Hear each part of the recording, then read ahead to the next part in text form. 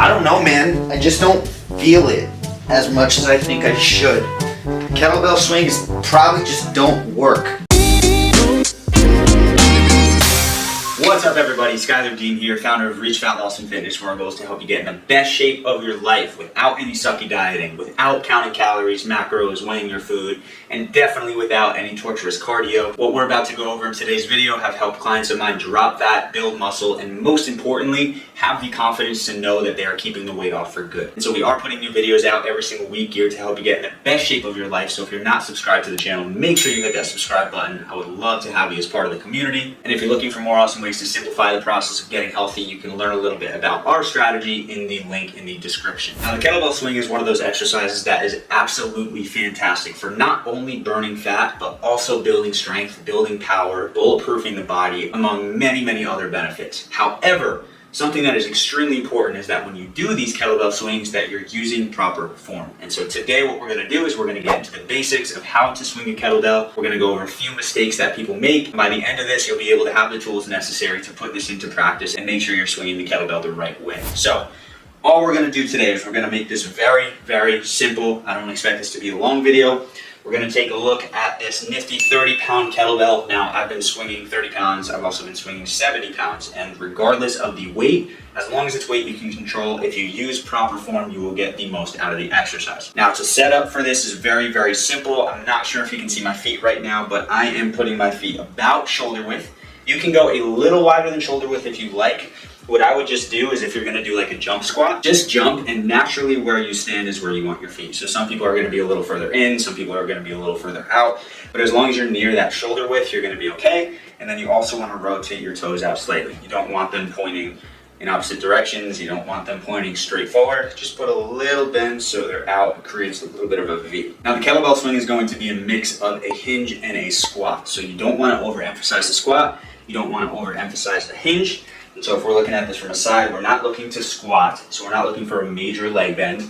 We're also not looking for like an RDL, straight leg deadlift, where you're hinging all the way down. And so the best way that I like to do this is if you just let your arms hang and hold the kettlebell, what will end up being right by your crotch, and just kind of hump it a little bit. I know it sounds weird, or maybe feels weird, maybe people are looking at you, that's okay. But just hump it to get in that motion of thrusting the kettlebell forward, because that's ultimately what we're doing.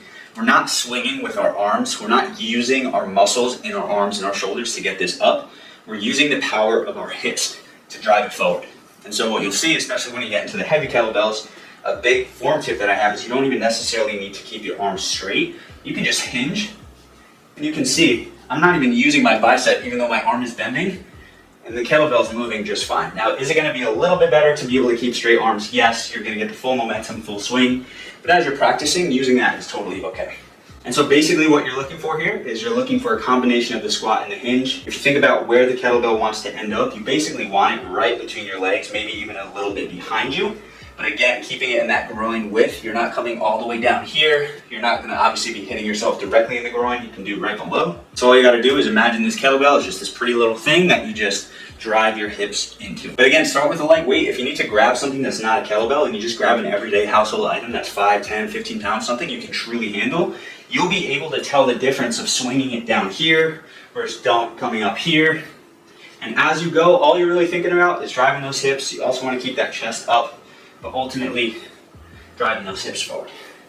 So again, you can see my legs are bending a little bit, my butt is shooting back a little bit, but it's not squatting, and it's not this huge hip hinge. My chest, my head stays up, and I'm driving through the hips.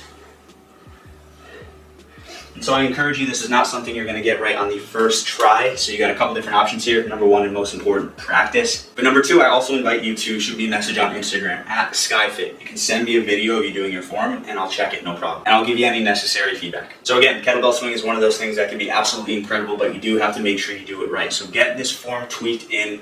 Once you have it in, you can check out on my YouTube page. We've got a bunch of workouts there that you can go through. And again, if you are looking for fat loss help, make sure to check the link in the description for a free training down there. With that being said, it's time to get out there and start swinging. And of course, as always, make sure to eat smart, move more, sleep deep, and be grateful for this moment. I'll see you in the next video.